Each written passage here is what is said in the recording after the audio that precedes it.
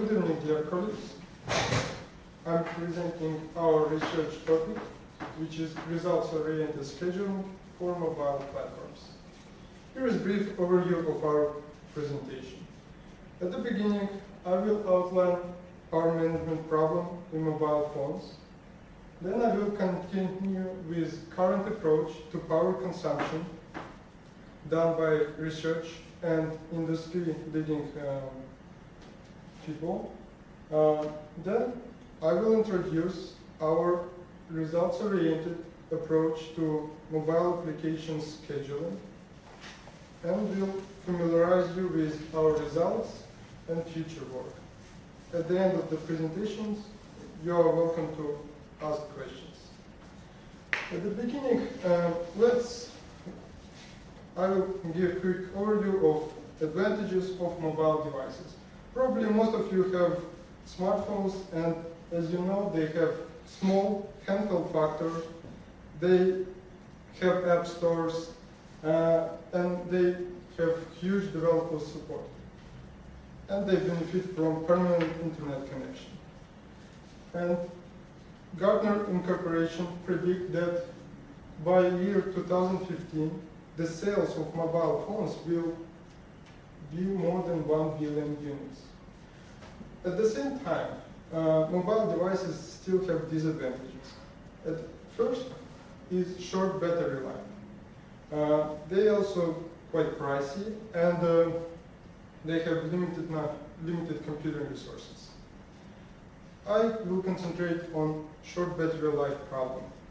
Most of you are familiar with this situation. You have to charge your smartphone every day. Otherwise, battery might get exhausted in a very inappropriate moment. For example, when you get call from your boss. There are several ways to conserve power in mobile phones. One approach is taken by hardware people. They try to reduce feature size in microprocessors that will reduce the energy consumption. They try to introduce new instruction set in ARM processor architecture, and they also widely use dynamic frequency and voltage scaling. What that means is that if your processor is running with lower frequency and with lower voltage, it uses less energy. We concentrate on software approach, which means we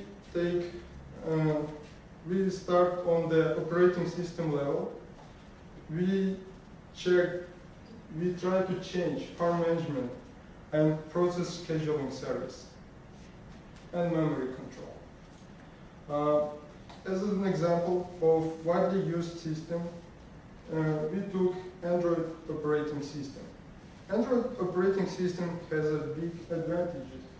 They provide visibility our consumed power. Using special application, you can see what application component, what phone components and application use power more. But at the same time, the history of your former phone use is not preserved. And once you charge the battery, it's lost and not used anymore. And you have limited power management controls.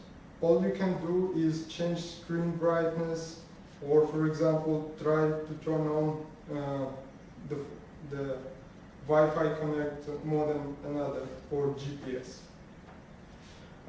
Basically, you can't set up your preferable tasks. You can't tell the system that some applications are more important for you at this moment and some are less. Because mostly modern mobile operating systems are multitasking. So even if you think everything is off, you still have several services running in the background. And they're doing constant work, thus consuming power. Another example and approach is Cinder OS by researchers from Stanford University. They built their system from ground up, and they claim that their system provides tightened control over the power management because they have mechanisms like reserves, which is basically part of battery, that part of energy that application can use, and they have caps it's like very high speed, high efficient threads that control the application execution. So application is allowed to run only when it has energy to run. And you can set up resource consumption graph. When you have some root resource and you set up a tab on appropriate power consumption, and thus you can predict how long your application will run. But this approach has several disadvantages. All applications that you are running on your phone should be energy aware. Otherwise, they won't produce adequate user experience. For example, in previous slide, I showed that we set up that browser will run for 5 hours. But if the browser was not energy aware, it will run out of energy in 1 hour, and the rest of the hours it will just stop and won't produce any user experience. And to accurately predict power consumption, you need to make power model for your phone. And as we have hundreds of units on the market, it's impossible to make adequate power model for each of them. Our approach is different. We take results-oriented approach. We propose that applications should provide several levels of performance. And when the battery is fully charged, it should provide the best possible performance. And when the battery is exhausted, it should reduce performance. Like, for example, in Angry Birds, you can have less sophisticated model of when the bird hit the bricks. It's collision model, collision detection. Or, for example, for browser, once the battery is almost near exhaustion, it can stop downloading images. Then the next point is user should set up the most important applications. For example, if you have layover at the airport and you want to browse the internet, then you set up that I want to use a browser, and I don't care how other applications will perform. Those systems will tone down other applications or completely shut down them, and will allow browser to run like 4 or 8 hours, depending on your desired time. Or for example, you're exploring a new city and you need maps. So you need constant signal from GPS satellite. Thus you set up maps as your desired application. And then operating system from using its updated power management to schedule application according to user preferences. We analyze existing platforms and devices. Among them was Android, iOS, Migo, Windows Phone, and as of devices, we analyzed the capabilities of iPhone 4, Galaxy Nexus,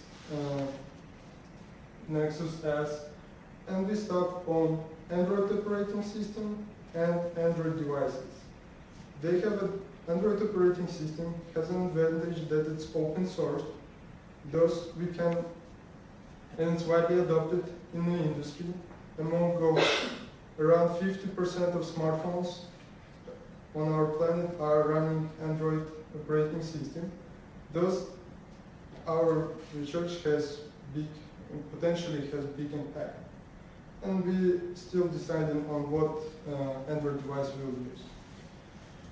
Then we streamline Android source code compilation, because our aim is to introduce changes into current Android operating system. Thus we learn how to compile it from the sources.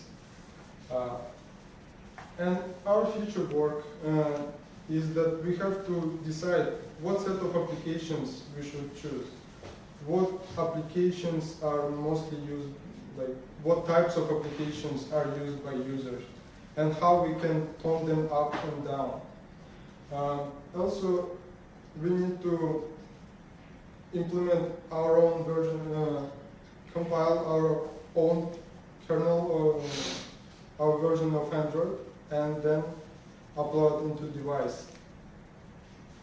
Also, we have to create power management environment, because accurate power management system power measurement system is vital for our research.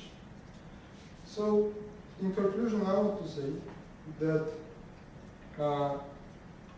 battery life of smartphone depends both on hardware and software.